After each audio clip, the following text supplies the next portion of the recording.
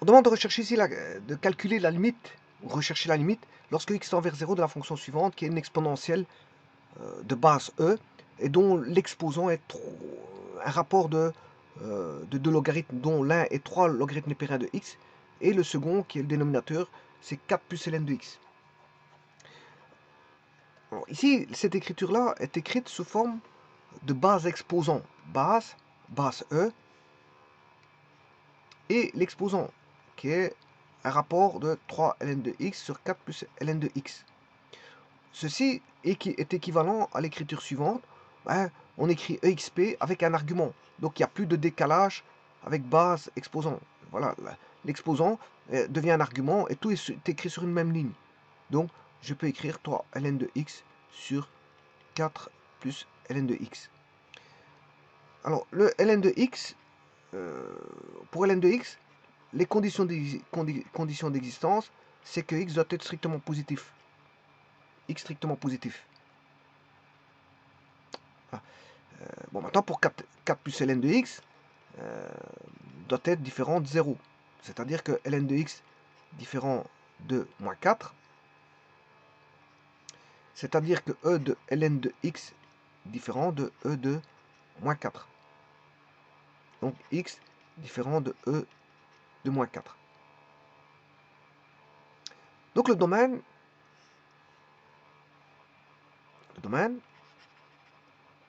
c'est R, R plus 0. C'est tous les réels strictement positifs sauf 0. Et à cela, on enlève exponentielle de moins 4. Exponentielle de moins 4. Et justement, il faut chercher la limite quand x tend vers 0. Alors, comme la fonction exponentielle est continue, alors je vais travailler avec exp. Après, je reviendrai en base exposant à la fin. Voilà. Je travaille d'abord avec exp. ln 3 ln de x sur 4 plus ln de x. Eh bien, comme la fonction est continue, le fait de rechercher la limite quand x tend vers 0, la fonction exponentielle étant continue, je peux rechercher la limite de l'exponentielle de regarder la fonction quand x tend vers 0 de 3 ln de x sur 4 plus ln de x. Bien sûr, là, vous aurez ln de 0, ça fait l'infini. Alors pourquoi ça fait l'infini? Tout simplement, si je prends la fonction logarithme népérien, la voici, vous voyez qu'elle est aussi bien, les images sont aussi bien positives que négatives. Hein. Voilà, les images sont aussi bien positives que négatives. Les images, c'est dans R. Les images sont incluses dans R. R complet. Alors, on a bien sûr en 0, on a le point 1, 0. La racine, c'est 1, 0. Voilà, donc vous voyez, elle est aussi bien négative que positive. Et donc, les images, c'est R. Donc, cette fonction, là, fonction logarithme népérien, à la limite, quand x tend vers 0, mais ça fait moins l'infini. Vous le voyez, voilà, quand on tend vers 0 à gauche, par la droite, je m'excuse, par la droite, ça tend vers moins l'infini. Donc 3 fois moins l'infini, ça fait moins l'infini. Donc on aura moins l'infini au dénominateur, et au dénominateur, encore une fois, là on aura moins l'infini plus 4. Moins l'infini plus 4, ça fait moins l'infini. Donc là, on aura une indétermination, voilà, qui est l'infini sur l'infini, qui est une forme indéterminée. Donc je peux calculer autrement, c'est voilà, quelque chose d'imprévisible. Donc on va calculer autrement, on va faire par l'hospital, parce qu'on peut calculer par l'hospital. C'est-à-dire, je vais calculer la limite quand x tend vers 0 de 3 ln de x sur 4 plus ln de x. Bien sûr, calculer la dérivée ici et la dérivée là. Alors, pour les deux cas de figure, on aura quoi? La limite quand x tend vers 0 de 3 fois 1 sur x sur 1 sur x. Et donc, ces deux-ci vont s'éliminer et il va rester 3. Donc, on aura exponentielle de e cube. Alors maintenant, on peut voir la chose suivante. Alors, avant toute chose, on voit bien que ça, c'est ln de x. Si je veux calculer 3 plus ln de x, c'est 3 fois ln de x. Donc, les y sont multipliés par 3. Alors, on multiplie tous les y par 3. Maintenant, pour ce qui concerne 4 plus ln de x, Et 4 plus ln de x, ouais, ici j'aurais pu écrire autrement. J'aurais pu écrire 3f. Voilà, c'est 3 ln. Voilà. Alors maintenant, 4 plus ln de x, c'est 4 plus f. Alors maintenant, je peux faire g sur h. G sur h, et là, je fais exponentielle, je vais pas aller chercher ceci, de p. Voilà. Vous voyez que j'ai tapé exp. Alors maintenant, j'aurais pu mettre tout simplement e avec un exposant, et là, je tape p. C'est la même chose, hein. Donc là, je l'ai tapé avec exp, hein, avec ceci, exp. Voilà. exp, je mets l'argument x. Mais l'autre, je l'ai tapé avec e et j'ai mis un chapeau. Voilà. Chapeau. Donc avec une touche de clavier qui est le chapeau. Qu'on retrouve dans le clavier. Enfin, qui est le. Voilà. L'exposant. Chapeau, quand je dis chapeau, c'est une touche qui est. Voilà. Comme ceci. Hein. Quand je dis chapeau, c'est la touche là. D'exponentiation. Voilà. C'est la touche qui est comme ceci.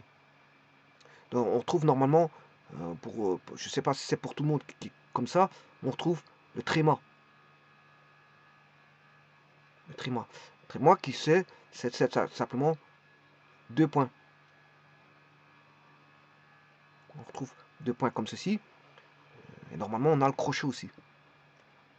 Le crochet. Donc on a 3 touches donc accessibles par différentes touches. Hein. Il y en a un, il faut le shift, le décalage vers le haut. Voilà, donc on a ceci. Exponentiation. Voilà. Sur une même touche, on a plusieurs caractères, c'est ça que je vais dire. Caractère qui est ici l'exposant, chapeau, ou l'accent circonflexe, si vous voulez, si vous êtes en français, c'est l'accent circonflexe, le tréma qui est 2 points, et le crochet. Accessible, bien sûr, suivant des touches, soit directes, si vous appuyez sur la touche directement, vous avez la touche, une des 3 touches, sinon Shift, ou sinon, il faut aller chercher, voilà, les touches graphiques. Touche graphique. Alors la touche graphique, c'est alternate graphique. Alt GR. Alternate graphique. Bon, ceci étant dit, donc soit je peux utiliser EXP ou soit l'accent circonflexe. Bon, mais ça c'est de toute façon, on a tous les deux les mêmes fonctions. Alors maintenant, si je cherche la limite, quand, alors ici je vais mettre 2 parenthèses. Limite, voilà. Quand x, voilà, tend vers 0, de Q ou R. C'est la même chose. Je vais mettre R. Ouais, ici, il est écrit en tout petit, ça, à mon avis. Je vais recommencer.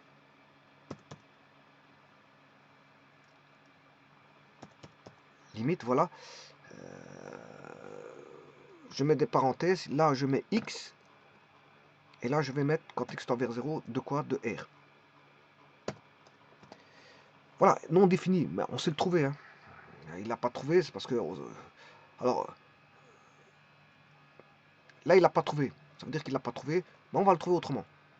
Alors, pour le trouver autrement, je vais décortiquer la fonction P. C'est la fonction P que je vais m'intéresser à la fonction P.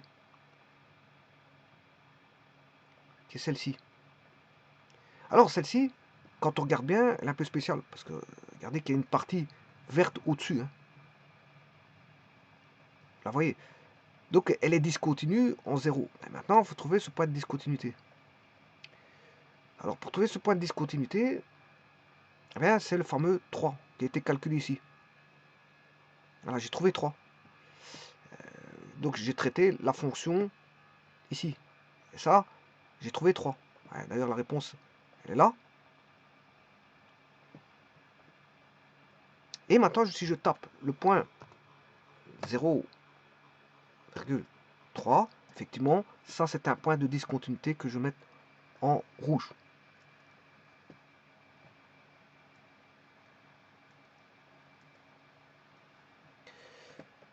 Voilà, et donc vous voyez que ça fait bien 3. ça fait bien 3.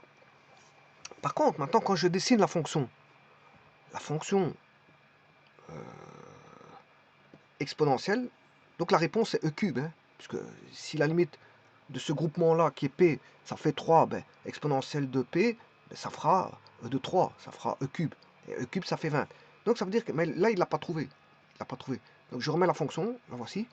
Voilà, je retire la fonction p. Et là, normalement, en 20, le point de discontinuité sera en e cube. Donc en 0, c'est un peu spécial. Hein. Je veux dire, on a un point de discontinuité qui sera... Voilà. Vous voyez la fonction, c'est un peu la même chose. Comment elle se présente? On a du bleu. Hein. Du bleu, d'ailleurs, je vais retirer le bleu. Vous voyez comment elle se présente cette fonction-là? Donc, je vais mettre ce fameux point de discontinuité qui est en e cube.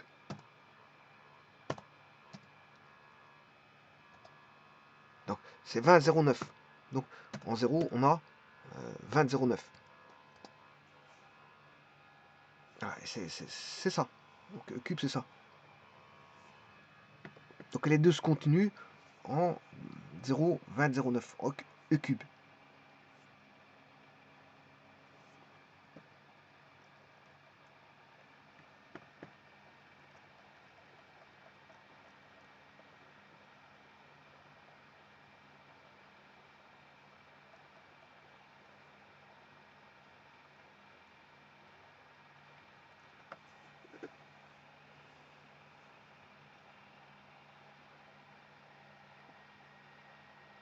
Je vous remercie.